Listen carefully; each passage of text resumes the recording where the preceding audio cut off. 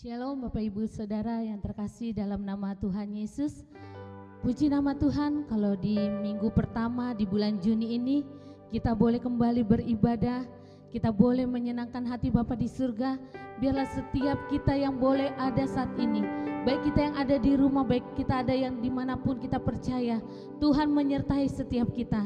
Saat ini kita mau siapkan hati kita mau memuji dan memuliakan nama Tuhan.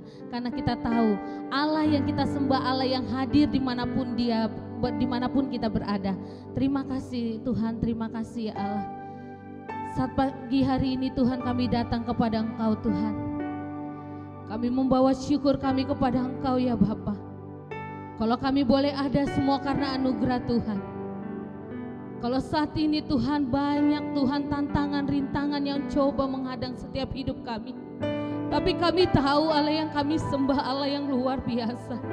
Tuhan Yesus yang senantiasa membentengi, memagari kami Tuhan. Oleh karena itu Tuhan, saat pagi hari ini kami mau datang beribadah kepada Tuhan. Urapi setiap kami Tuhan. Penuhi kami dengan kuasa Roh Kudus yang daripada Engkau Tuhan. Karena kami percaya Tuhan, ibadah kami pada pagi hari ini adalah ibadah yang berkemenangan. Baik kami juga akan melakukan perjamuan kudus kami.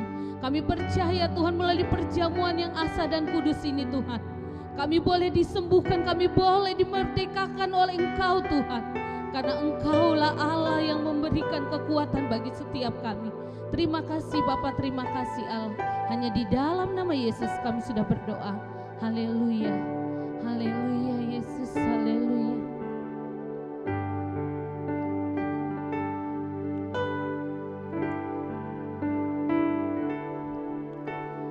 Dalamnya kasih-Mu Bapa, terlebih dari segalanya, pengorbanan yang termulia selamatkanku.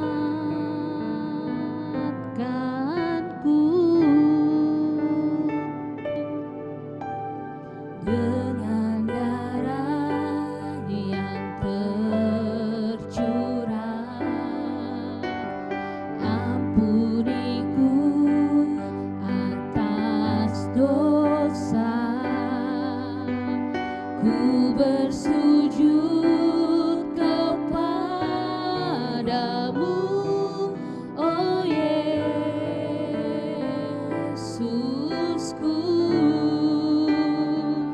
Engkau ku sembah, Kau yang terindah. Pulihkanku dengan darah-Mu. Engkau ku sembah, Bapa mulia.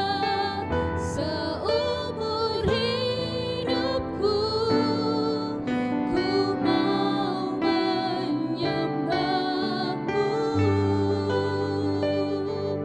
Mari kita angkat pujian ini dengan sungguh-sungguh di hadapan Tuhan. Dalamnya kasih-Mu Bapa, terlebih dari segalanya, pengorbanan yang termulia selamatkanku. Dengan darah yang tercurah, ampuniku atas dosa. Ku bersujud kepadamu, oh Yesusku.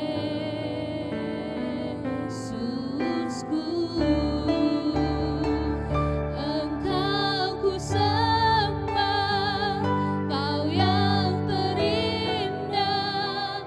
Pulihkanku dengan darah-Mu. Engkau ku sembah, Engkau ku sembah.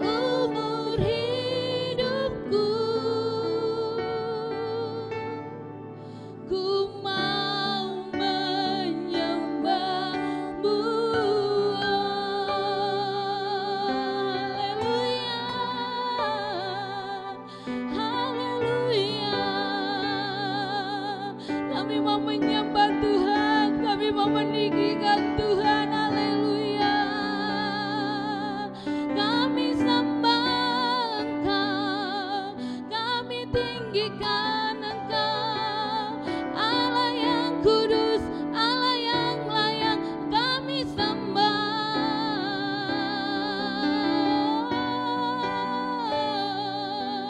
Terima kasih Bapa, terima kasih Yesus. Haleluya, haleluya, haleluya, haleluya.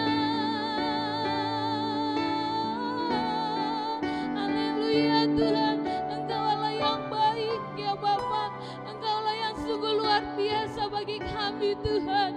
Pengorbananmu yang sungguh luar biasa dalam hidup kami Tuhan. Kami mengucap syukur Tuhan. Haleluya Yesus, haleluya.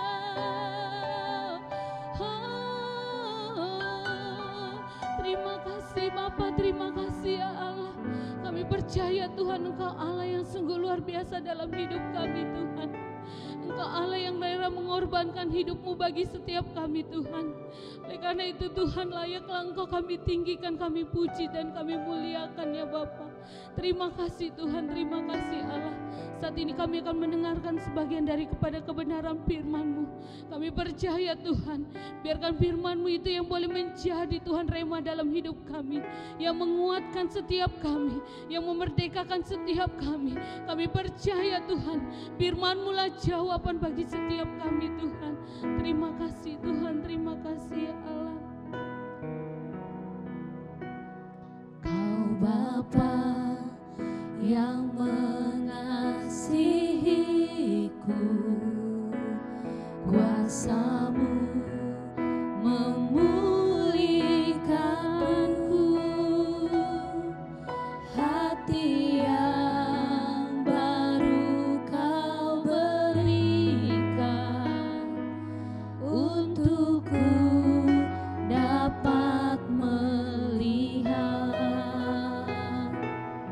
rencana-Mu indah bagiku. Kau ada di setiap jalanku,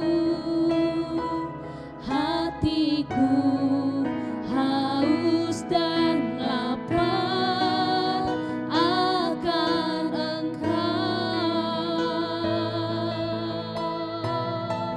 Kaulah segalanya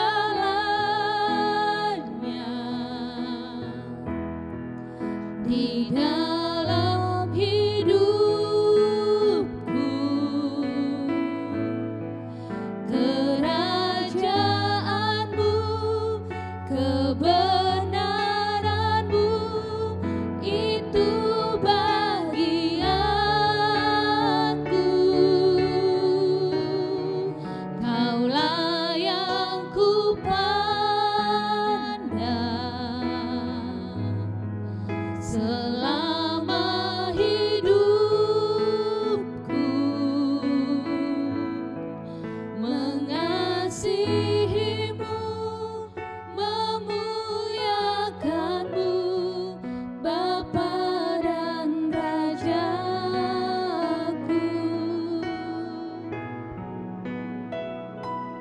Kau Bapa yang mengasihiku, kuasa-Mu memulihkanku, hati yang baru Kau berikan, untukku dapat melihat rencana-Mu indah bagiku.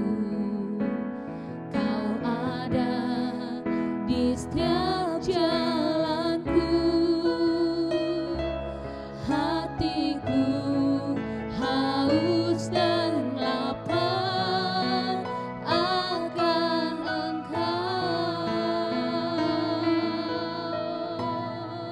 Kaulah segalanya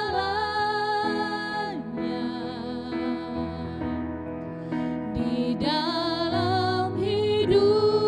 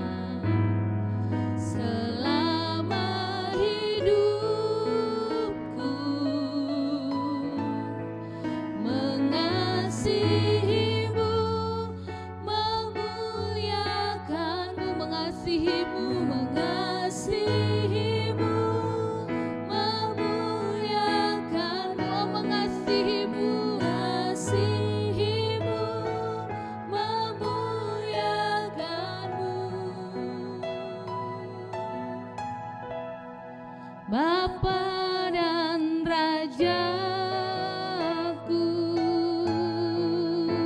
Mari Bapak Ibu Saudara yang terkasih, kita mau tundukkan kepala, kita berdoa untuk kebenaran firman Tuhan. Bapa Maha Baik, Allah Maha Kasih, Maha Murah, Maha Penyayang, Allah yang berlimpah kasih setia. Pada hari yang indah ini Tuhan, kembali kami datang ke hadirat Tuhan, ingin mendengarkan suara-Mu, ingin mendengarkan renungan, dan ingin sekali Tuhan hidup kami dipulihkan. Karena itu Bapa yang baik, pada hari yang indah ini Tuhan, berikan hikmat daripada Allah kepada hamba-Mu yang akan menyampaikan kebenaran firman-Mu. Begitu juga dengan seluruh umat-Mu yang mendengarkan kebenaran firman Tuhan, kiranya firman Tuhan ini dapat menjadi rema dalam kehidupan mereka. Bapa, biarlah Tuhan Kau berikan pengurapan-Mu yang baru kepada hamba-Mu, urapan yang baru, urapan kuasa Roh Kudus boleh mengalir lewat mulut lidah bibir hamba-Mu, sehingga yang berkata-kata bukan hamba-Mu lagi, tetapi Yesus Kristus yang boleh nampak dan beracara dengan heran dan luar biasa. Terima kasih Bapa yang baik, berfirmanlah, kami akan duduk diam mendengarkan firman-Mu seperti telinga seorang murid dan hati seorang hamba. Amin. Shalom. Bapak Ibu Saudara, hari ini kita sudah masuk pada minggu yang pertama bulan Juni. Saudara-saudara masih tetap kuat? Ada amin? Masih tetap sehat? Puji Tuhan. Dan kalau hari ini saya masih dapat bertemu dengan Bapak Ibu Saudara terkasih, itu semua karena anugerah dan kemurahan Tuhan. Kita semua sehat, kita semua bersuka cita dalam penderitaan kita. Kita semua hari-hari ini terus tetap tegar, tetap teguh di masa yang sukar ini. Oleh karena itu pada hari ini, biarlah kita akan kembali mendengarkan firman Tuhan tentang serial khotbah iman. Dan hari ini saya akan ambil judul khotbah, wabah di hati manusia. Sekali lagi, wabah di hati manusia. Mari Bapak Ibu Saudara, kita buka kebenaran firman Tuhan pada 1 Raja-Raja pasal yang ke-8 ayat yang ke-37 sampai ke-38. Demikian firman Tuhan. Apabila di negeri ini ada kelaparan, apabila ada penyakit sampar, hama, dan penyakit gandum, belalang atau belalang pelahap. Apabila musuh menyesakan mereka di salah satu kota mereka, apabila ada tulah atau penyakit apapun. Ayat 38. Lalu seorang atau segenap umatmu Israel ini memanjatkan doa dan permohonan di rumah ini dengan menadahkan tangannya, karena mereka masing-masing mengenal apa yang merisaukan hatinya sendiri. Dalam terjemahan bahasa aslinya atau juga dalam bahasa Inggrisnya dikatakan di ayat yang terakhir, lalu seseorang atau segenap umatmu Israel ini memanjatkan doa dan permohonan di rumah ini dengan menadahkan tangannya, karena mereka masing-masing mengenal apa yang merisaukan hatinya sendiri. Perkataan lainnya, mereka masing-masing mengenal tulah yang ada di dalam hati mereka sendiri. Bapak Ibu Saudara yang terkasih, ini merupakan ayat yang luar biasa. Tulah atau kata tulah atau wabah di sini Saudara, di ayat 38 itu sama dengan di ayat 37. Ada kata tulah juga di ayat 37. Nah, mengapa hal ini sangat luar biasa? Kita bisa melihat bahwa wabah atau tulah ini adalah seperti wabah dan tulah kita menanggapi wabah virus COVID atau virus corona hari-hari ini.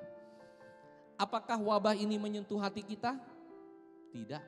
Apakah wabah COVID-19 ini menyentuh hati kita? Saya rasa tidak. Ya, kita bisa melihatnya sebagai sesuatu yang di luar sana, sesuatu yang bukan di dalam. Coba, waktu kita mengalami virus COVID ini pada awal-awal dan bahkan mungkin pada hari ini, semua orang hanya memperhatikan virus ini secara grafik. Dia perhatikan virus ini secara orang-orang yang terkena terinfeksi. Yang kedua yang mereka perhatikan adalah mereka yang mati karena virus ini. Berapa statistik yang mati. Begitu juga mereka perhatikan berapa banyak yang sembuh di dalam keadaan virus corona ini. Nah saudara, ini semua sebenarnya harusnya kita tidak melihat virus ini sebagai sesuatu yang di luar. Ternyata rupa-rupanya Raja Salomo berdoa di 1 Raja-Raja pasal 8 ayat 39. Apa doa Raja Salomo ini? Dikatakan seperti demikian Bapak Ibu Saudara. Ya, doa Raja Salomo ini dikatakan seperti demikian. Maka engkau pun kiranya mendengarkannya di surga, tempat kediamanmu yang tetap, dan engkau kiranya mengampuni, bertindak dan membalaskan kepada setiap orang sesuai dengan segala kelakuannya. Karena engkau mengenal hatinya, sebab engkau sajalah yang mengenal hati semua anak manusia. Raja Salomo memohon, berdoa kepada Tuhan untuk wabah yang terjadi hari itu di bangsa Israel. Terjadi wabah yang besar, kelaparan, seperti sekarang hari-hari ini. Tetapi ternyata sebenarnya ada korelasi. Apa korelasinya itu saudara? Karena korelasinya adalah sebenarnya wabah yang sedang mengamuk saat itu di Israel itu merupakan cerminan dari wabah di dalam hati bangsa Israel masing-masing. Jadi kalau ada wabah yang begitu besar di luar sana, bangsa Israel saat itu, Raja Salomo mendapatkan hikmat daripada Allah bahwa ternyata rupa-rupanya wabah tersebut merupakan cerminan dari hati mereka. Cerminan dari wabah yang ada di dalam hati mereka masing-masing. Amin. Jadi di dalam hati mereka itu ada wabah, ada tulah, ada wabah yang terjadi di masing-masing saudara. Nah ternyata rupa-rupanya hanya Kristus saja, hanya darah Kristus saja yang dapat membersihkan wabah di dalam hati. Coba kita lihat. Kalau wabah di dalam hati, wabah virus atau dosa, itu dapat membuat manusia mati 100%. Iya apa ya? Tetapi kalau virus corona, tingkat kematiannya itu hanya berapa persen? 2%, 4%, 4%, kalau di negara Indonesia 8-10% ya kalau saya nggak salah. Nah, saudara yang terkasih, wabah atau virus corona, virus COVID ini dapat dibunuh dengan hand sanitizer. Dapat diobati dengan sakit penyakit, dengan obat-obatan. Dapat diobati dengan nanti kalau ada ketemu vaksin, dapat diobati semua. Tapi saudara, pernahkah saudara berpikir kita akan fokus ke dalam wabah yang ada di dalam hati kita? Wabah yang ada di dalam hati kita nggak bisa dibunuh, nggak bisa dimusnahkan dengan disinfektan. Kalau kita kena virus corona, cuci tangan pakai disinfektan, selesai, virusnya mati. Tapi wabah yang ada di dalam hati kita itu sungguh sulit. Apa wabah itu? Yaitu dosa. Wabah dosa inilah yang harus ada penyelesaian yang khusus, yang berbeda dari penyelesaian-penyelesaian, dan Tuhan punya solusi yang jitu terhadap wabah dosa ini. Apa solusi Tuhan yang jitu terhadap wabah dosa ini? Yaitu darah anak domba Allah. Perjamuan kudus hari ini yang kita nikmati. Jadi darah anak domba Allah inilah yang telah membuat dosa manusia menjadi diampuni. Manusia menjadi diselamatkan karena pengorbanan Yesus di atas kayu salib. Amin.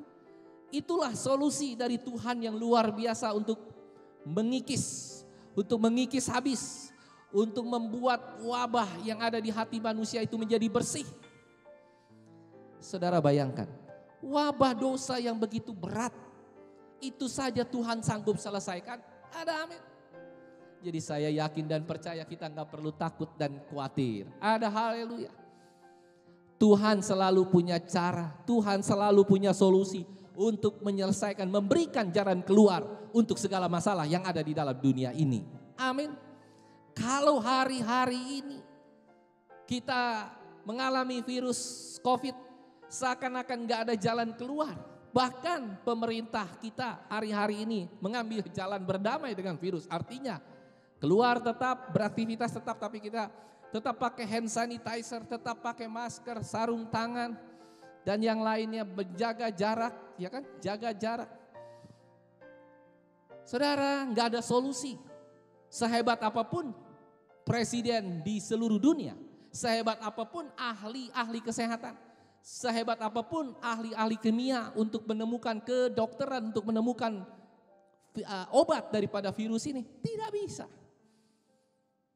Saudara, ternyata rupa-rupanya memang Tuhan ingin bahwa kita hanya mengandalkan Tuhan, bahwa Tuhan ingin agar kita di tengah wabah ini sadar sepenuhnya yang harusnya diperbaiki bukan virus wabah yang ada di luar saja, tetapi yang harusnya diperbaiki adalah wabah yang ada di hati kita. Itu lebih serius, itu lebih mematikan. Bukan hanya mematikan tubuh, tetapi mematikan tubuh dan jiwa kita. Roh kita juga pasti tidak akan selamat ketika dosa itu terus ada di dalam kehidupan kita. Ada haleluya.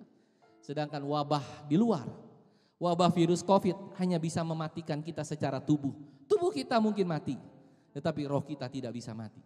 Sedangkan wabah dosa, wabah yang ada di dalam hati manusia dapat membunuh manusia secara rohani dan jasmani. Lebih takut mana kita? Terhadap wabah yang ada di luar atau wabah yang benar-benar ada di dalam hati manusia? Seharusnya kita lebih takut wabah yang ada di dalam hati kita. Dan oleh karena itu begitu besarnya kasih Allah akan dunia ini. Dia rela mengaruniakan anaknya yang tunggal supaya kita setiap orang yang percaya tidak binasa melainkan beroleh hidup yang kekal. Saudara yang terkasih, jadi kalau kita nih dengar hari-hari ini informasi yang up to date mengenai virus corona, jangan lama-lama. Mungkin kita hanya dengar sekilas saja 5-10 menit saja sudah cukup setiap hari, dan jangan terlalu fokus tentang virus ini, saudara. Saya nggak mau, atau kita semua ini nggak mau setelah wabah virus ini selesai, akhirnya kita menjadi ahli virus. Ada haleluya. Akhirnya kita menjadi ahli kedokteran virus, atau dinamakan istilah kerennya virologis. Ahli virus tapi tanpa sertifikat. Kita menjadi orang-orang yang mengerti benar tentang virus. Tetapi akhirnya nggak ada gunanya, saudara. Atau mungkin waktu kita sedang mengalami virus ini diam di rumah. Mungkin banyak dari anggota jemaat kita. Atau mungkin banyak yang mendengarkan ini. Setiap hari main game saja di rumah. Kenapa? Kan nggak apa-apa Pak untuk mengisi waktu yang luang. Kalau main gamenya hanya 15 menit, setengah jam atau mungkin 1 jam masih oke. Tapi kalau setiap hari sampai pagi diisi dengan main game, gamer, maka itu adalah tindakan yang tidak berhikmat. Lebih berhikmat kita lebih dekat dengan Tuhan, lebih banyak kita membaca kebenaran firman Tuhan daripada main game di saat virus ini terjadi. Karena nggak ada gunanya apa-apa, nggak ada artinya apa-apa. Saudara menjadi ahli virus yang tanpa sertifikat juga nggak berguna. Apa gunanya? Saudara menjadi gamer juga yang untung, gamer online yang untung orang-orang yang online. Saudara yang terkasih, inilah yang saya mau katakan. Ini hal yang berbahaya di dalam kehidupan kita. Dan oleh karena itu seharusnya di dalam situasi dan kondisi yang berat seperti ini, kita mencari kerajaan Allah terlebih dahulu. Saya mau berbicara tentang peralihan yang sangat halus. Dan kita kerap kali bertanya, siapa sih di antara kita yang sudah mencari kerajaan Allah? Mungkin kalau saya tanya, siapa di antara kita para jemaat yang sudah mau mencari kerajaan Allah terlebih dahulu? Saya yakin semua umat, semua jemaat mengangkat tangan. Saya Pak, saya sedang mencari. Tapi kalau saudara perhatikan baik-baik di Matius 6 ayat 33, coba kita buka Matius 6 ayat 33, apa yang firman Tuhan katakan? Yang firman Tuhan katakan di Matius pasal 6 ayat 33, carilah apa saudara? Dahulu. Carilah dahulu kerajaan Allah, tetapi carilah dahulu kerajaan Allah dan kebenarannya. Pertanyaan yang menarik di sini adalah, apakah kita sudah mencari kerajaan Allah terlebih dahulu? Dahulu loh, bukan nanti, bukan paralel, tapi dahulu. Kita sudah mencari nggak kerajaan Allah terlebih dahulu? Dalam menemukan kerajaan terlebih dahulu ini bukan sesuatu hal yang mudah, tetapi ini ada yang menarik, saudara. Saya ingin garis bawahi di sini, ini ada sesuatu hal yang menarik mengenai Alkitab, mengenai pengajaran.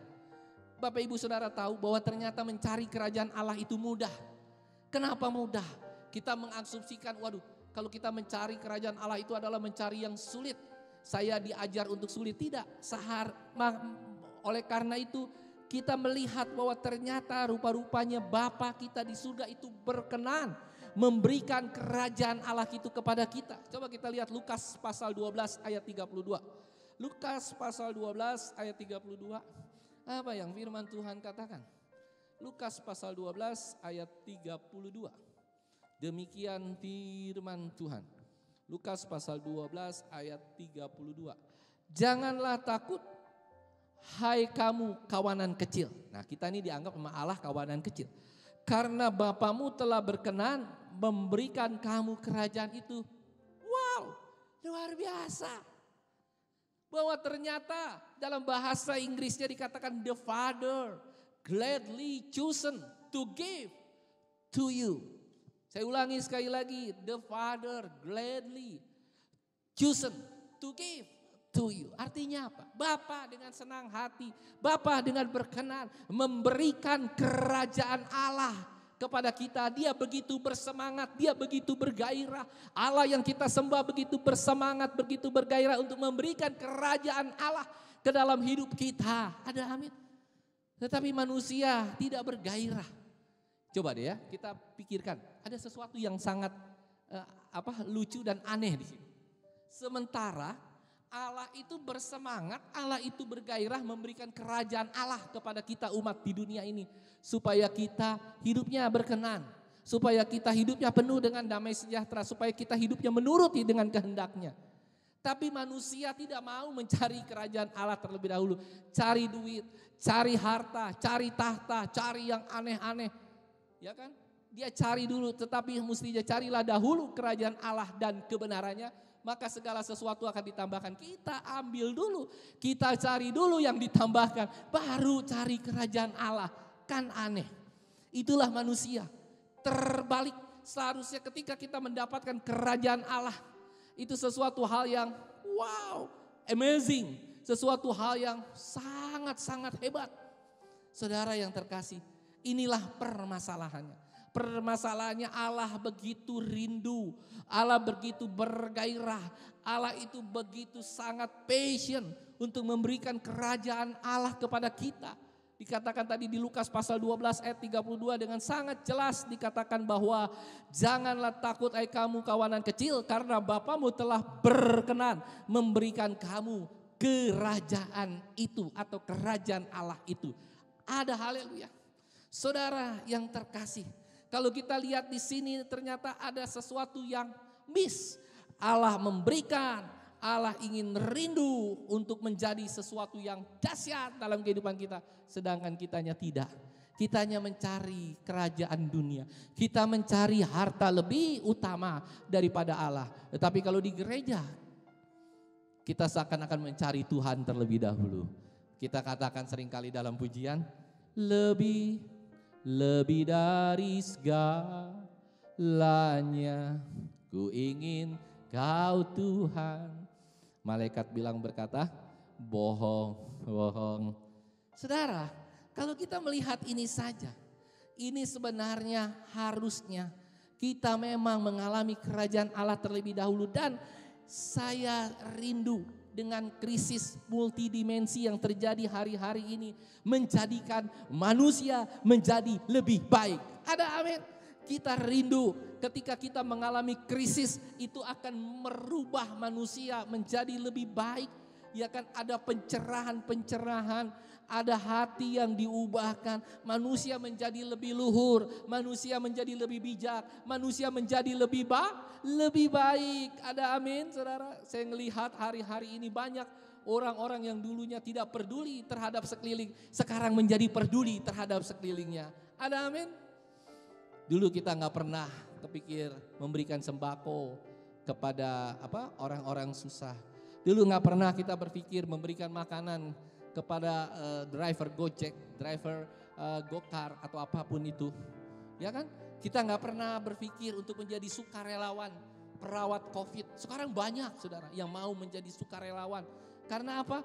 Karena mereka rindu untuk dapat bersama-sama menanggung hal ini. Dan banyak juga yang rindu menjadi pendoa-pendoa syafaat untuk masalah penyakit COVID ini. Ada amin? Tiba-tiba manusia di tengah krisis terjadilah pencerahan yang luar biasa. Manusia berubah dari yang jahat, yang tadinya tidak peduli terhadap sekeliling, sekarang menjadi peduli terhadap sekeliling. Ada amin. Bagi masker gratis, kita mencoba memberikan yang terbaik bagi tetangga kita. Kita saling peduli. Dulu mana kita peduli dengan tetangga kita, apalagi orang-orang yang rumahnya besar-besar. Mungkin nama tetangga sebelah kiri kanan aja kita nggak tahu. Tapi sekarang kita peduli. Kenapa saudara? Tiba-tiba kalau terjadi COVID di tetangga kita, waduh, kita jadi tahu. Makanya kita tahu semua pergerakan-pergerakan dalam tetangga kita monitor lewat grup WhatsApp dan yang lain. Saudara, virus COVID ini membuat manusia menjadi berubah. Membuat krisis ini membuat manusia menjadi lebih baik seharusnya. Menjadi lebih mulia. Menjadi lebih luhur hidupnya. Itulah yang juga Tuhan inginkan terjadi lewat wabah yang terjadi hari-hari ini. Saya yakin dan percaya ada maksud dan rencana Tuhan yang besar ketika terjadi wabah COVID hari-hari ini. Saudara yang terkasih, mari kita teruskan firman Tuhan. Saya mau katakan, ada slogan yang mengatakan hidup mati itu ada di tangan Tuhan. Ada amin? Saudara percaya hidup mati ada di tangan Tuhan. Bukan hidup mati itu ada di tangan virus COVID. No. Virus hidup dan mati ada di tangan Tuhan. Saya ingin menyampaikan hal-hal yang seperti ini. Sebab saya mau katakan saudara. Di dalam Injil Yohanes.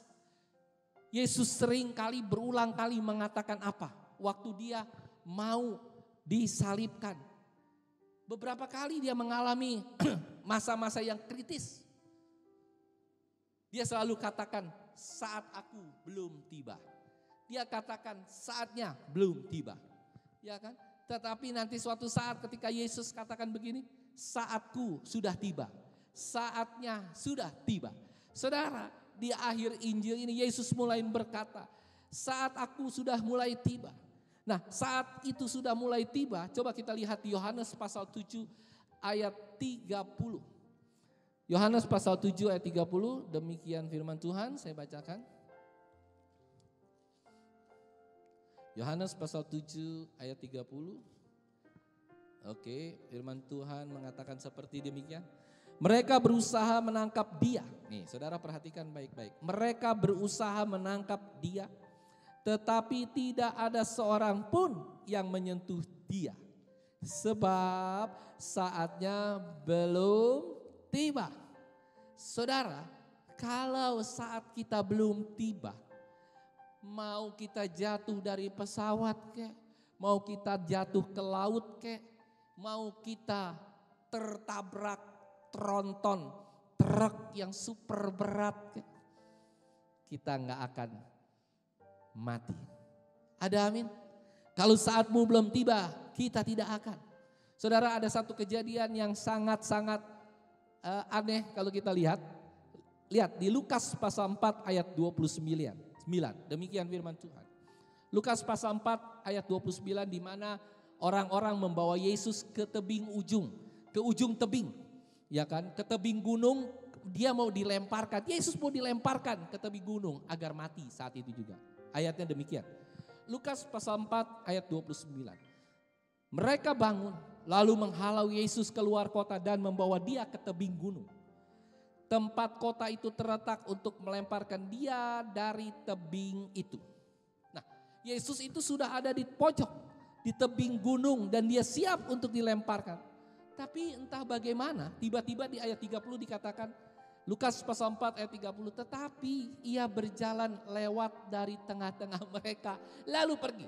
Saudara bisa bayangkan, Yesus sudah dikepung, Yesus sudah dipojokkan, Yesus mau dilemparkan dari tebing, tapi tiba-tiba Yesus tiba-tiba berjalan di tengah-tengah mereka lewat begitu saja. Ya kan? Ada firman Tuhan yang mengatakan, tetapi ia berjalan lewat dari tengah-tengah mereka lalu pergi. Karena apa? Karena saatnya belum tiba. Ada haleluya. Kalau waktunya belum tiba, Yusuf dia mau dibunuh, dia dibenci oleh saudaranya. Dia tetapi saatnya belum tiba. Jadi Yusuf pun ketika saatnya belum tiba, dia nggak akan mati, saudara. Tetapi kalau saat kita sudah tiba, nggak usah ada badai, nggak usah ada COVID, nggak usah ada penyakit AIDS dan yang lain-lain. Engkau duduk di dalam rumah, lagi duduk nonton TV, bisa langsung mati. Banyak teman-teman saya habis makan, nonton TV, makan malam, nonton TV, terus beranjak tidur jam 10, jam 11, sudah habis itu hilang nafasnya. Mati seketika. Beberapa jemaat kita juga mengalami hal yang demikian. Tapi juga ada jemaat kita yang sudah tua-tua. Kalau kita pikir, wah ini besoknya sudah mau mati gitu kan.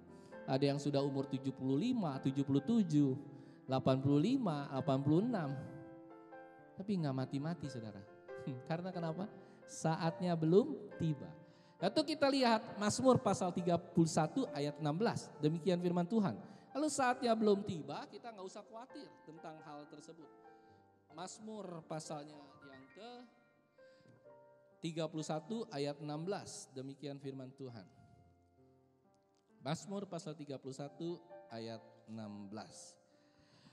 Masa hidupku, ini garis bawahi saudara, untuk kekuatan buat kita semua. Masa hidupku ada dalam tanganmu. Lepaskanlah aku dari tangan musuh-musuhku dan orang-orang yang mengejar aku. Dikatakan apa? Masa hidupku ada dalam tanganmu. Jadi kita nggak usah perlu khawatir Bapak Ibu Saudara. Kalau memang saatnya sudah tiba, kita baca berulang-ulang Mazmur pasal 91 juga tetap aja kita mati. Kalau saatnya sudah tiba, nggak bisa apa-apa. Mazmur 91 pun dia bilang Tuhan akan memproteksi, Tuhan akan memagari, Tuhan maha tinggi, kita akan dilindungi. No, semuanya pasti akan, kalau sudah memang saatnya tiba, dia pasti akan mati, saudara. Tetapi kita juga tidak boleh berlaku sembrono. Kita pikir wah saatnya sudah tiba, ya kan? Kita datang, kita doakan ke orang-orang yang penyakit wabah virus COVID. Kita tengking satu-satu dalam nama Yesus, keluar. Dalam nama Yesus, keluar penyakitnya. Saudara, itu sama saja dengan menguji dan mencobai Tuhan. Di sini juga dibilang, dikatakan dalam Mazmur pasal 31 ayat yang tadi, yang ke-6 tadi, 16 tadi dikatakan apa? Lepaskanlah aku dari tangan musuh-musuhku dan orang-orang yang mengejar aku. Jadi dari sini kita bisa melihat Bapak Ibu Saudara yang terkasih bahwa tidak ada orang yang dapat menyentuh kita. Tidak ada satu penyakit pun yang bisa membuat kita mati sekalipun sakit COVID-19 yang begitu ditakuti orang. Saudara yang terkasih, tenang saja. Karena kita berjaga-jaga, ya, tetapi kita tidak bisa terlalu ketakutan dengan hal-hal. Tapi kita juga tidak sembarangan menantang maut. Yesus juga demikian. Dia bijaksana. Waktu itu saat dia belum tiba, dia itu mau dibunuh, dia harus mengelilingi Galilea. Dia harus mengelilingi Galilea. Dia tidak mau berjalan di Yudea karena akan dibunuh. Saudara lihat ayatnya. Yohanes pasal 7 ayat yang ke-1. Demikian firman Tuhan. Yohanes pasal 7 ayat yang pertama. Ya, nah ini dia. Yohanes pasal 7 ayat yang pertama. Sesudah itu Yesus berjalan keliling Galilea sebab ia tidak mau tetap tinggal di Yudea karena di sana orang-orang Yahudi berusaha untuk membunuhnya. Yesus saja, ya, ini Yesus loh, bukan manusia. Yesus saja dia menghindari orang-orang yang akan membunuhnya. Jadi dia tidak menantang maut. Padahal Yesus bisa mengalahkan maut, tapi dia tidak menantang mana maut gitu kan. Kita menantang mana virus COVID, ini dadaku, ya kan, virus COVID ini dadaku, mati kita langsung besok kena virus, ya kan. Nah saudara, jadi yang saya mau katakan hari ini, jangan sembarangan kita menantang maut. Seharusnya dalam kita menghadapi virus ini juga kita harus berlaku bijaksana. Tetap kita menggunakan masker, tetap kita cuci tangan, tetap kita jaga jarak. Itu yang Tuhan rindukan, kita tetap menjaga. Tapi kalau sampai kita sudah jaga semua, jaga jarak sudah, cuci tangan sudah, pakai masker sudah, tiba-tiba kena COVID juga. Itu berarti memang sengaja Tuhan izinkan kita untuk kena. Kemarin dulu beberapa seminggu atau 2 minggu yang lalu ya, saya sempat ke tempat salah satu jemaat. Sebenarnya tidak untuk mendoakan, tapi terjadilah diskusi. Dia bilang, Pak, kan kita seharusnya nggak perlu takut Pak sama virus COVID. Oh ya, ya, nggak perlu ketakutan, ya. Tetapi Pak, kalau saya belanja ke pasar segala macam, saya nggak peduli tuh Pak, saya udah nggak usah pakai masker, nggak jaga jarak, ya kan? Nah itu yang nggak boleh, itu karena akan berbahaya, karena virus itu bisa saja loncat dan ketika kita sudah terjangkit, baru kita minta sama Tuhan, Tuhan tolong, ini virus masuk Tuhan. Ya kata Tuhan, kenapa engkau tidak berjaga-jaga? Tetapi kalau kita sudah berjaga-jaga, sudah melakukan semua prosedur, mungkin kita kena virus COVID. Itu tandanya Tuhan mengizinkan hal itu terjadi. Tidak ada satu helai pun rambut boleh jatuh tanpa Tuhan ketahui. Ada amin? Tidak ada hal yang terjadi di dunia ini yang boleh terjadi tanpa Tuhan mengizinkan terjadi. Oleh karena itu kita harusnya dibebaskan dari ketakutan akan kematian. Kita lihat Ibrani pasal 2 ayat 14 di dalam kita masa karantina nih hari-hari ini penting sekali. Ibrani pasal 2 ayat 14 demikian firman Tuhan katakan. Karena anak-anak itu adalah anak-anak dari darah dan daging, maka ia juga menjadi sama dengan mereka dan mendapat bagian dalam keadaan mereka supaya oleh kematiannya ia memusnahkan dia, yaitu iblis yang berkuasa atas maut. Oleh kematiannya Yesus menjadikan iblis tidak berdaya. Tetapi bukan memusnahkan iblis. Garis bawahi ya, jangan pernah salah nih orang-orang jemaat-jemaat yang terkasih. Seringkali kita salah, seringkali kita bilang, ayo kita hancurkan iblis, kita musnahkan iblis. No, bukan begitu cara Tuhan. Ya kan kadang-kadang kita bilang, kami ikat, kami patahkan, kami hancurkan. Waduh, babak belur si iblis. Udah diikat, dipatahkan, dihancurkan. Tapi kok besoknya ada lagi ya si iblisnya. Jadi sebenarnya iblis itu bukan dihancurkan, bukan dimusnahkan. Tetapi iblis itu dibuat tidak berdaya. Dia ada, tetapi kepada orang-orang yang berkenan kepada Tuhan, berkenan kepada Allah, berkenan, maka iblis tidak berdaya terhadap orang-orang yang berkenan kepada Tuhan. Iblis menjadi tidak punya sengat, maut tidak ada lagi sengatnya. Kalau maut itu masih ada sengatnya, berarti kita tidak berkenan kepada Allah, berarti kita tidak menjadi anak-anaknya. Oleh karena itu di dalam masa karantina ini, walaupun kita terpaksa ada di rumah saudara, kita bersungguh-sungguh dengan tulus hati. Kita berdoa kepada Tuhan agar Tuhan memberikan kekuatan yang selalu baru dalam kehidupan kita. Dan kita katakan sama Tuhan, sama Allah Bapa di surga, berapapun harganya, berapapun atau apapun harga yang harus kita bayar saudara, biarlah kehendak Tuhan, kerajaan Allah terjadi di dalam kehidupan kita.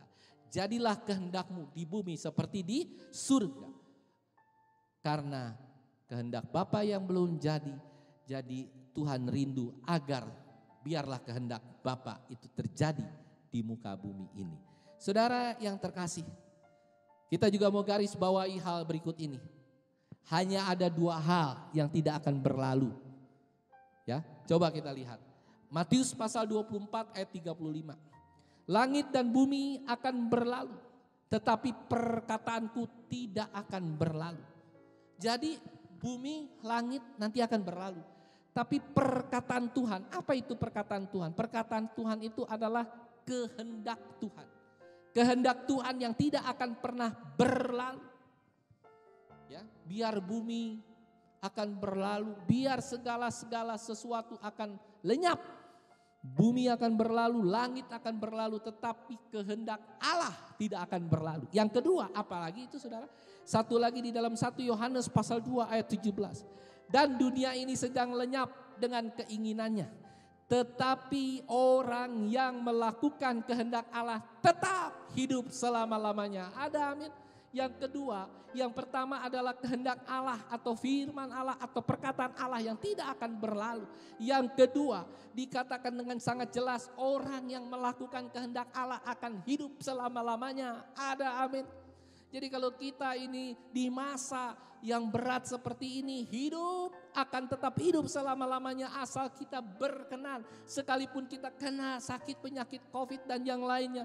Tapi saya yakin dan percaya bahwa kerajaan Allah hanya akan terdiri dari dua komponen yang utama. Komponen yang pertama adalah kehendak Allah. Yang kedua, kerajaan Allah itu komponennya adalah orang yang melakukan kehendak Allah.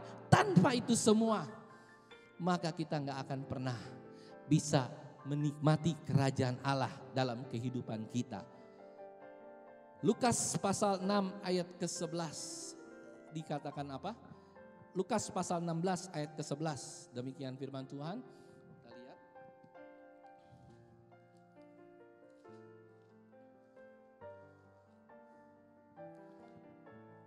Jadi jikalau kamu tidak setia dalam hal mamon yang tidak jujur, siapakah yang akan mempercayakan kepadamu harta yang sesungguhnya? Apa harta yang sesungguhnya? Bapak Ibu Saudara yang terkasih.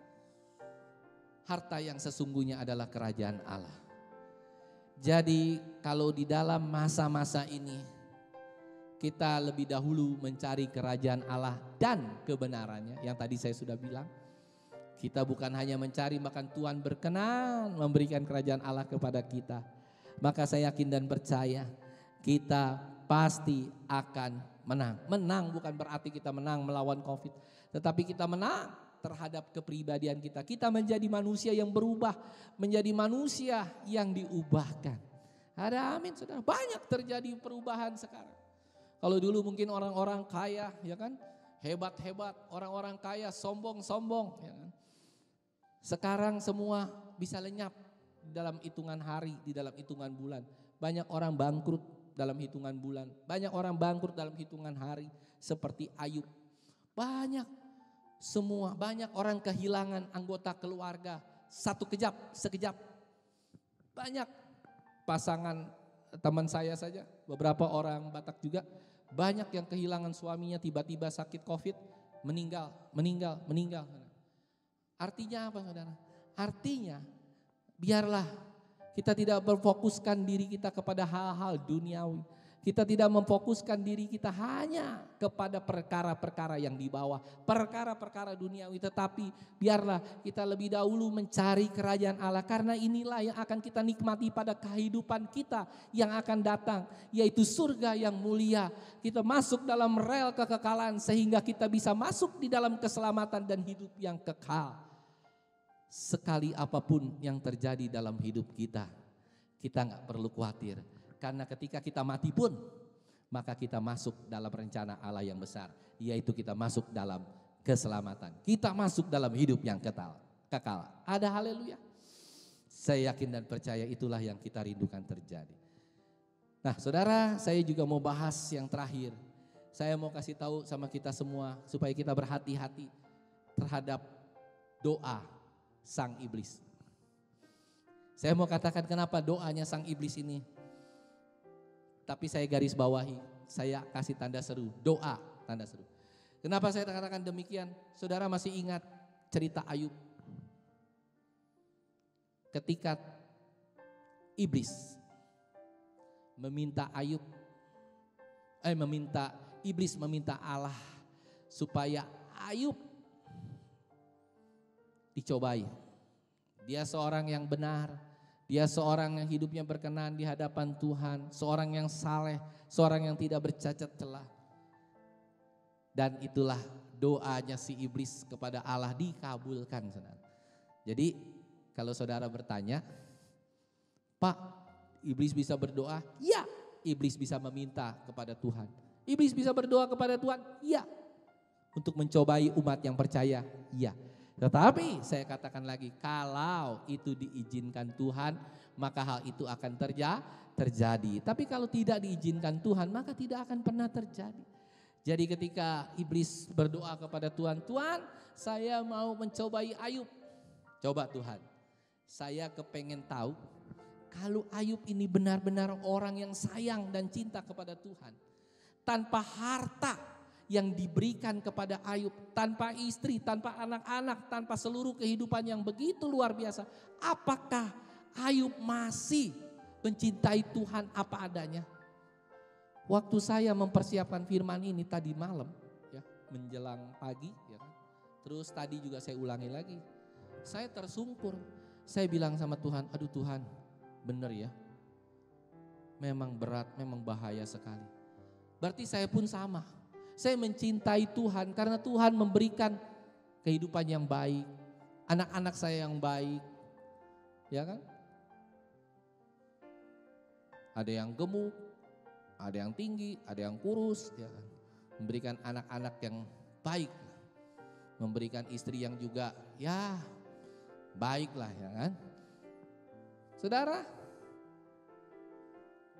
ada kendaraan, ada rumah, ada pekerjaan, ada pelayan.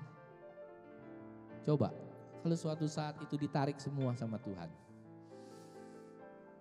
masihkah saya bisa berkoar-koar? Masihkah saya bisa berkobar-kobar menyampaikan kebenaran firman Tuhan seperti hari ini? Belum tentu. Jadi saya tersentak dengan firman Tuhan ini. Langsung saya minta ampun sama Tuhan. Tuhan, ternyata benar. Saya mencintai Tuhan belum tulus, masih jauh. Saya mencintai Tuhan juga sama seperti orang-orang lain. Kalau Tuhan memberikan ini, memberikan itu, mungkin saya baru bisa mencintai Tuhan. Tapi ketika itu semua enggak ada.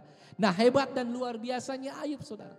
Ketika iblis bilang seperti itu kepada Tuhan, Tuhan cobain si Ayub ini. Ambil semua barang, ambil semua hartanya, lenyap sekejap dalam 1 hari. Anaknya mati, sekejap, 10-10-nya mati, sekejap. Gak lama kemudian istrinya meninggalkan. Iya, gak lama lagi apa saudara? Ayub punya sakit penyakit dari ujung kepala sampai ujung kaki borok. Semua muah. Dan yang terakhir yang lebih menyedihkan, semua teman-temannya meninggalkan Ayub. Kalau kita di saat kita kaya, di saat kita punya jabatan, di saat kita luar biasa banyak orang senang sama kita. Tapi ketika segala-galanya hilang, temannya pun meninggalkan. Saudara, waktu Ayub dicobai seperti ini, Ayub mengatakan satu hal. Dia yang memberi, dia yang mengambil, terpujilah Tuhan. Ada amin saudara. Ayub katakan demikian. Nah, akankah kita menang terhadap permasalahan ini? Akankah kita menang jika iblis seperti hari-hari ini? Iblis diizinkan Tuhan untuk menghancurkan seluruh iman dan percaya orang-orang Kristen yang bisa dihancurkan. Lihat dengan COVID ini saudara, berapa banyak orang yang sudah tidak lagi percaya kepada Tuhan. Mereka bertanya, baik orang Kristen maupun agama di luar Kristen, mereka bertanya, di mana Tuhan? Where are you Lord? Where are you God? Engkau di mana? Dikala umatmu sedang memohon, kita semua ini sedang kesulitan. Semua sedang terjadi penghancuran secara perlahan-lahan. Sakit penyakit manusia mati satu persatu. Saudara bisa bayangkan, ekonomi semua tidak ada yang jalan, proyek-proyek hancur semua. Semua sedang tiarap, sedang tidak bisa apa-apa, pekerjaan banyak sekali orang-orang yang di PHK hari-hari ini. Dan ini terjadi pasti atas seizin Tuhan. Ada amin saudara, bukan Tuhan yang menyebabkan virus ini, tetapi iblis memohon kepada Tuhan, Tuhan hari ini aku ingin sekali di tahun 2020 ini aku ingin sekali kata si iblis untuk dapat mencobai seluruh manusia. Saya mau lihat siapa yang benar-benar mencintai Tuhan dan tidak mencintai Tuhan dengan sungguh-sungguh. Saudara yang terkasih, seharusnya virus COVID ini itu harus membuat kita mempunyai pribadi yang jauh lebih baik dari yang sebelum virus COVID ini. Kalau dulu saudara menjadi orang yang pelit terhadap Tuhan, menjadi yang pelit terhadap sesama, menjadi pelit terhadap saudara-saudara, ya, saudara kandung kayak, saudara sepupu kayak. Minta Tuhan pulihkan hati kita supaya hati kita bisa rela memberi. Jangan hartamu kau tumpuk terus untuk dirimu sendiri, karena nggak akan ada artinya. Begitu juga dengan hal-hal yang lain, bukan hanya harta. Engkau seharusnya rela untuk bisa mendoakan sesamamu ketika sakit. Engkau taking care, engkau berdoa bagi mereka. Dan engkau menjadi lebih mulia lagi, menjadi orang yang lebih lagi dekat kepada Tuhan. Saudara, saya mau katakan, Tuhan inginkan agar dalam situasi dan kondisi yang berat ini, iman dan percaya kita sebagai orang percaya tidak gugur. Ada amin. Dan tidak akan gagal. Supaya kita bisa bertobat dan nanti setelah virus ini selesai, kita bisa melihat, praise the Lord, ternyata Tuhan memulihkan kita. Kalau dulu kita sombong, dengan adanya virus ini kita gak ada lagi menjadi sombong. Kalau dulu kita, sering kali saudara, sama orang sekeliling kita, hidup kita gak berkenan, hidup kita terlalu tidak membumi. Nah hari-hari ini seharusnya karakter kita dirubah. Tapi sayang, kalau sampai virus COVID ini saja terjadi di dalam dunia ini, saudara tidak bisa diubahkan, saudara tidak pernah berubah, saudara tidak lagi menjadi orang yang murah hati, lemah lembut. Sungguh sangat tragis dan ironis. Padahal maksud Tuhan untuk mencapai hal yang demikian. Saudara masih ingat Petrus? Petrus juga sama, dia menjadi jauh lebih baik dan jauh lebih mulia ketika ada pencobaan yang terjadi. Ayub Ketika di ujungnya memang, ketika kita lihat di ujungnya, wah kita bersuka cita karena Ayub dipulihkan. Coba lihat Habakuk, coba lihat murid-murid Yesus yang akhirnya mati. Saudara, saya mau katakan biarlah mungkin kita akan menjadi mati atau mungkin kita akan tetap hidup. Tapi biarlah segala sesuatu di dalam hidup kita menjadi berubah lewat wabah ini. Karena wabah virus COVID ini adalah cerminan dari wabah yang ada di dalam hati manusia. Coba kita pikir baik-baik. Saudara pernah khawatir dengan dosa? Saya nggak yakin. Saudara khawatir sekali tentang virus COVID-19 ini? Sangat khawatir. Takut ini, takut itu. Semua-muanya serba takut. Ketakutan-ketakutan. Tapi pernahkah saudara berpikir padahal virus dosa, wabah dosa dalam kehidupan kita itu jauh lebih serius. Itu bisa membunuh, bukan hanya membunuh fisik tapi membunuh rohani kita. Itu jauh lebih serius, masalah yang jauh lebih serius. Masalah yang jauh lebih serius pun Tuhan berikan jalan keluar. Yang percaya katakan amin. Dosa Tuhan berikan jalan keluar lewat perjamuan kudus hari ini. Kita mengingat kembali akan pengorbanan Tuhan. Tuhan mengorbankan anaknya yang tunggal, darahnya menyucikan, darahnya membuat dosa kita menjadi dipulihkan, dosa kita menjadi dihapuskan. Jadi saudara gak perlu khawatir. Akankah Tuhan memberikan solusi yang terbaik untuk virus COVID? Ya. Soal dosa saja Tuhan akan memberikan jalan keluar. Dan hari-hari ini saya yakin dan percaya Dia pasti akan memberikan jalan keluar yang terbaik juga buat penyakit ini. Karena kita sebagai anak-anaknya yang percaya kepadanya sekali-kali tidak akan pernah ditinggalkan. Dan saudara harus puas dengan apa yang ada pada kita. Coba kita lihat Ibrani pasal 13 ayat 5 sampai 6.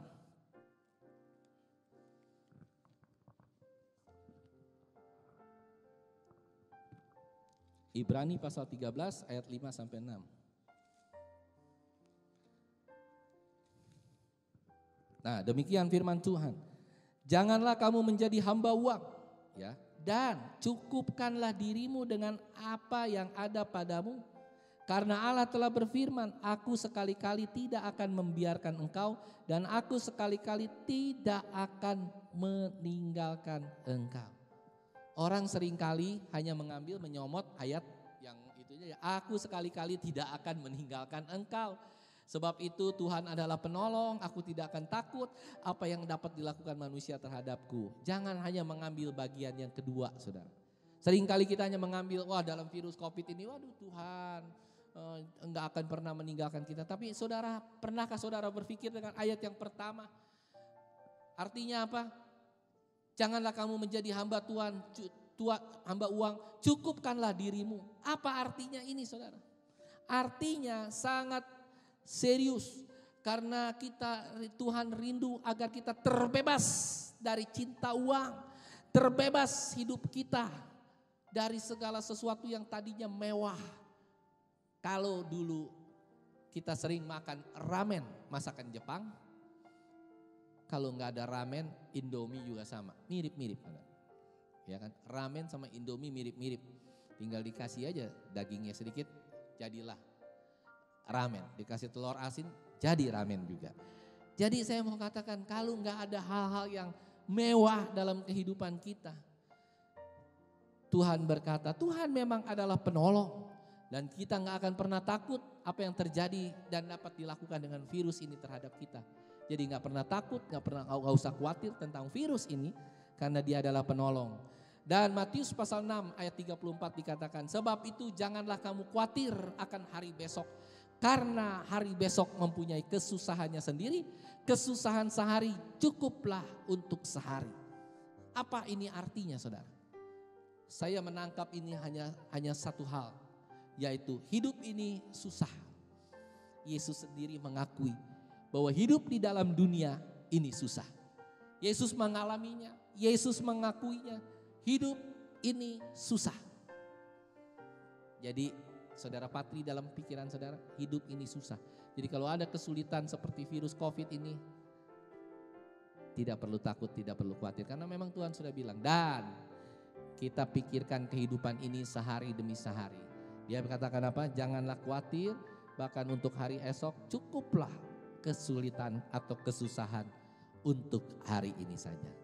Nah, akhir dari firman Tuhan ini saya mau katakan dan pesan saya adalah, setelah krisis ini berlalu, dan saudara yakin bahwa krisis ini pasti berlalu? Amin? Pasti, karena Tuhan pasti ada jalan keluar. Karena yang namanya badai tidak akan pernah terus-terusan badai. Badai, tsunami atau apapun pasti akan cepat berlalu. Nanti kalau kita sudah berkumpul kembali, jemaat sudah berkumpul kembali di dalam gereja, saya rindu kita menjadi jemaat yang lebih kaya. Ada amin? Bukan kaya secara uang, bukan kaya secara materi. Mungkin kita gak kaya secara materi, tetapi kita kaya di dalam kepribadian kita. Kita kaya dalam aspek kehidupan kita. Kita mengerti tentang arti kehidupan yang sesungguhnya. Kaya dengan kekayaan yang sesungguhnya, yaitu kerajaan Allah. Kaya dengan kekayaan yang sesungguhnya. Demikian firman Tuhan hari ini, dan biarlah kita semua semakin mengerti bahwa apa yang terjadi di dalam dunia ini, wabah virus COVID ini terjadi, itu adalah cerminan wabah virus dosa yang terjadi dalam hidup kita. Kita seharusnya lebih khawatir terhadap dosa, karena dosa itu ada dalam seluruh kehidupan manusia. Sudah menyebar, makin hari makin memburuk. Sudahkah kita peduli? Sudahkah kita mau berbalik ke dalam jalan Tuhan? Virus COVID ini hanya merupakan refleksi dan cerminan saja. Kalau kita mengerti mengenai apa yang terjadi tentang virus ini, kita seharusnya mengerti dan lebih mengenal Allah. Tuhan memberkati. Mari kita tundukkan kepala, kita berdoa untuk kebenaran firman Tuhan. Dan sebelum ini kita nanti setelah selesai kebenaran firman Tuhan, kita akan memulai perjamuan yang kudus. Terima kasih Bapa yang baik buat segala kebaikan Tuhan dan kebenaran firman Tuhan pada hari ini. Kiranya Tuhan mencelikan mata hati dan mata batin seluruh umat-Mu yang mendengar tentang kebenaran firman Tuhan pada hari ini. Dan biarlah mereka tetap tegar, tetap kuat pada masa yang sukar ini. Terima kasih Bapa yang baik, dan kami rindu agar kita lebih fokus dan lebih berkonsentrasi terhadap wabah yang ada di hati manusia. Bukan wabah yang ada di dalam dunia ini hari-hari ini. Haleluya. Amin. Mari Bapak Ibu Saudara yang terkasih, sebentar kita akan menikmati perjamuan yang asa dan kudus. Kiranya kita berdoa sebelum kita memulai perjamuan ini. Bapa yang baik, kiranya Tuhan pada hari Minggu pertama di bulan Juni ini, kami mengucap syukur kalau kami masih dapat memperingati Tuhan perjamuan yang asa dan kudus ini. Kami masih dapat bersekutu bersama-sama dengan Tuhan. Itu karena kasih anugerah dan kemurahan Tuhan yang lebih daripada hidup. Dan biarlah kami pada hari ini Tuhan, hamba-Mu, seluruh jemaat dan umat-Mu yang akan menikmati perjamuan yang asa kudus ini Tuhan, boleh menjadi berkat dan layakan dan kuduskan kami semua Tuhan. Karena ini adalah sesuatu hal yang kudus dan maha suci. Terima kasih Bapa yang baik. Dan biarlah hari ini Tuhan, kami akan memulai acara perjamuan kudus.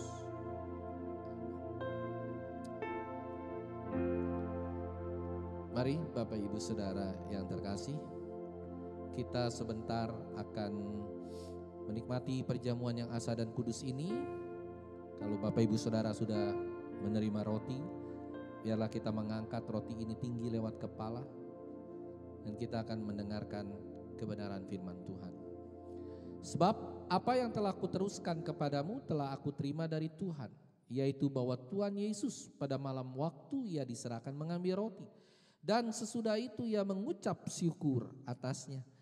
Ia memecah-mecahkannya dan berkata, inilah tubuhku yang diserahkan bagi kamu. perbuatlah ini menjadi peringatan akan aku. Bapak Ibu Saudara percaya bahwa ini adalah tubuh daripada Tuhan kita Yesus Kristus? Amin. Mari kita memakannya dalam nama Tuhan Yesus Kristus.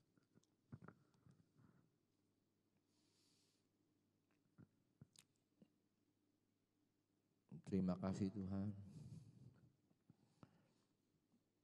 Haleluya, haleluya. Terima kasih Bapa yang baik. Haleluya, haleluya.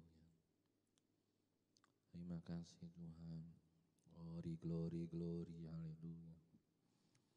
Terima kasih Bapa yang baik. Haleluya. Haleluya. Terima kasih Tuhan. Mari Bapak Ibu Saudara, kita mengangkat cawan ini tinggi lewat kepala. Dan sesudah itu kita mendengar firman Tuhan. Demikian juga ia mengambil cawan sesudah makan lalu berkata, cawan ini adalah perjanjian baru yang dimateraikan oleh darahku. Perbuatlah ini setiap kali kamu meminumnya menjadi peringatan akan aku.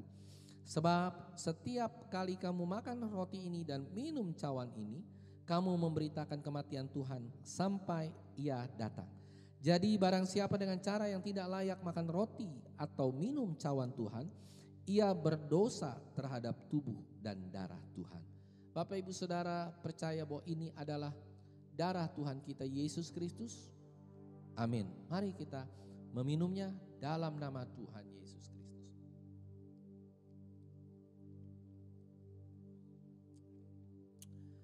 Mari kita angkat satu pujian.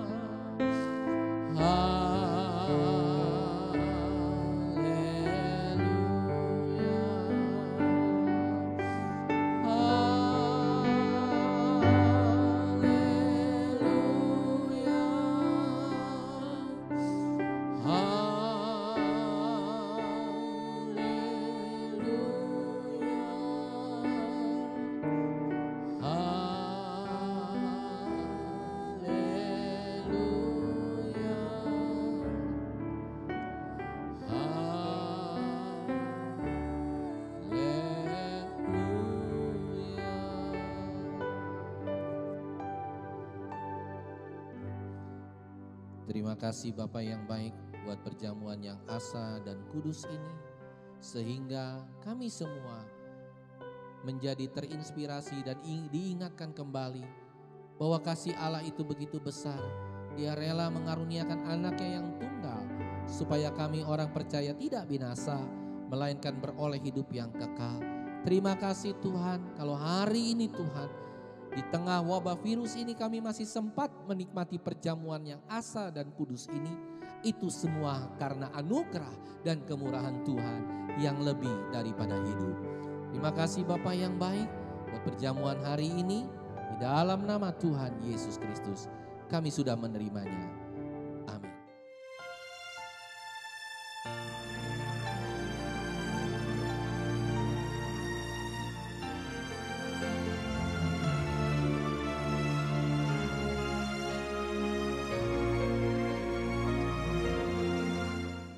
Tuhan, kita akan mengakhiri ibadah kita pada minggu ini.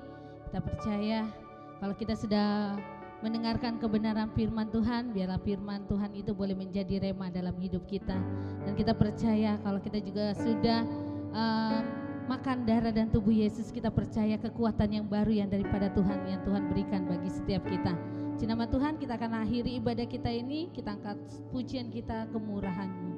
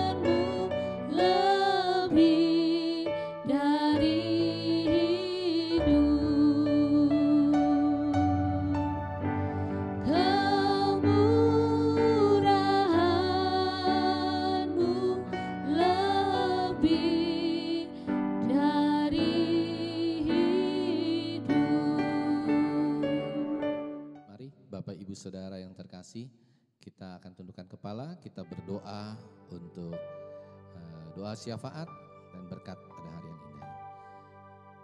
Segala puji, hormat dan syukur kami naikkan kehadirat Tuhan yang suci dan maha kudus. Terima kasih Bapa kalau kami telah selesai untuk ibadah online ini Tuhan, sehingga nama Tuhan kembali ditinggikan dan dipermuliakan.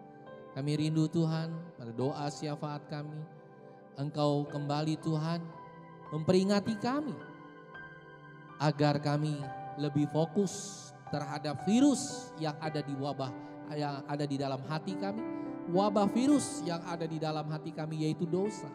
Kami harusnya lebih serius menangani dosa dibandingkan dengan menangani virus COVID hari-hari ini. Terima kasih Bapa yang baik. Biarlah Tuhan seluruh dunia, bahkan di Indonesia, seluruh pemimpin-pemimpin dunia Tuhan, diberikan Tuhan hikmat daripada Allah, diberikan kekuatan yang selalu baru dalam menghadapi virus ini. Sehingga kami semua boleh mengerti tentang rencana Allah yang besar. Dan biarlah Tuhan, begitu juga dengan ahli-ahli Tuhan, ahli-ahli virus, ahli-ahli yang kesehatan Tuhan, sehingga mereka semua ini dapat bersatu padu untuk dapat menemukan Tuhan antivirus, dapat menemukan vaksin ini Tuhan, semua karena Tuhan. Terima kasih Bapa yang baik, Kau berkati juga Tuhan seluruh hamba-hamba Tuhan yang ada di daerah-daerah yang sementara ini sedang kesulitan untuk beribadah karena mereka tidak mempunyai fasilitas streaming online. Tolonglah mereka Tuhan, agar Tuhan bekerja dalam kehidupan mereka di dalam nama Tuhan Yesus Kristus. Kami juga terus berdoa untuk seluruh umat-Mu yang ada di dalam gereja di tempat ini Tuhan. Biarlah Tuhan kiranya Tuhan terus memberikan hikmat daripada Allah. Terus memberikan kesehatan untuk umat-Mu yang ada di tempat ini Tuhan. Terus juga Engkau memberikan Tuhan berkat-berkat-Mu Tuhan. Berkat-berkat rohani, damai sejahtera, sukacita daripada Allah. Terlebih lagi berkat-berkat jasmani Tuhan. Karena kami yakin dan percaya Engkau tidak akan pernah membiarkan orang-orang benar hidupnya tetap akan dipelihara oleh Tuhan. Terima kasih Bapa yang baik. Bapak, begitu juga dengan para jemaat kami yang mungkin sedang terbaring sakit di rumah, sedang terbaring Tuhan. Hari ini kami berdoa bersama-sama kiranya Tuhan Engkau memulihkan mereka, Engkau menyembuhkan mereka, memberikan kekuatan buat mereka. Dan bukan kehendak kami yang jadi, tapi kehendak Tuhan yang jadi. Begitu juga dengan seluruh tim hari ini Tuhan, yang sudah melayani Tuhan, baik worship leader, singers, pemain musik Tuhan yang merekam. Tuhan, apapun yang mereka lakukan, biarlah hal ini menjadi berkenan di hadapan Tuhan. Dan mereka boleh menikmati kebaikan Tuhan sepanjang kehidupan mereka. Terima kasih Bapa yang baik. Sebelum kami tinggalkan ibadah online ini dan rumah Tuhan di tempat ini, dan kami akhiri ibadah ini, kami siap menerima berkat-Nya Tuhan. Haleluya. Bapak Ibu Saudara yang terkasih di dalam nama Tuhan Yesus Kristus, terimalah berkat daripada Allah Bapa, persekutuan daripada Allah Roh Kudus, dan kasih sayang daripada Tuhan Yesus Kristus yang akan menaungi seluruh jalan masuk keluar kehidupan kami, pekerjaan kami, usaha kami, pelayanan kami, pendidikan kami, dan apapun yang kami lakukan yang terbaik bagi Kristus sampai Kristus Yesus datang yang kedua kali. Terima kasih Bapa Surgawi, Tuhan Yesus memberkati. Ku bersyukur padamu Tuhan, sebab kasih setiamu di dalam hidupku, anugerahmu besar bagiku. Di setiap langkahku ku memujimu, ku bersyukur padamu Tuhan, sebab kasih setiamu di dalam hidupku, anugerahmu besar bagiku. Di setiap langkahku ku memujimu,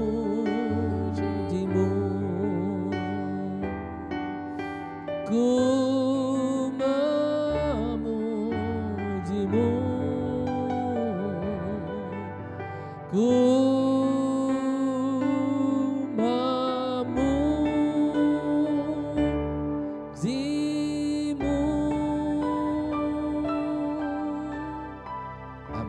Ibadah kita telah selesai. Tuhan Yesus memberkati.